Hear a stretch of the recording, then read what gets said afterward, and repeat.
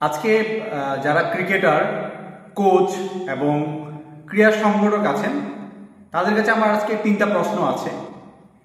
আমার প্রথম প্রশ্ন, বাংলাদেশ ক্রিকেট বোর্ড কর্তৃক আয়োজিত ন্যাশনাল চ্যাম্পিয়নশিপ নামে যে টুর্নামেন্ট হয়, এই টুর্নামেন্টটা বাংলাদেশ ক্রিকেটে উন্নয়নের ক্ষেত্রে আদৌ কি কোনো ভূমিকা পালন করে?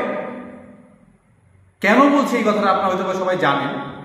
এই যে টুর্নামেন্টটা হয়, আমার ব্যক্তিগত জানা মতে সারা বাংলাদেশের মধ্যে 8 থেকে 10টা টিম যারা খুব সুষ্ঠুভাবে সুন্দরভাবে টিম করে এবং চ্যাম্পিয়ন হওয়ার লক্ষ্যে একটা টিম করে, আর বাকি টিমগুলো পিকনিক করতে চায়। বছর শেষে এলাকার কিছু বড় ভাই, কোচের কিছু প্রিয় পাত্র পিকনিক করতে চায়।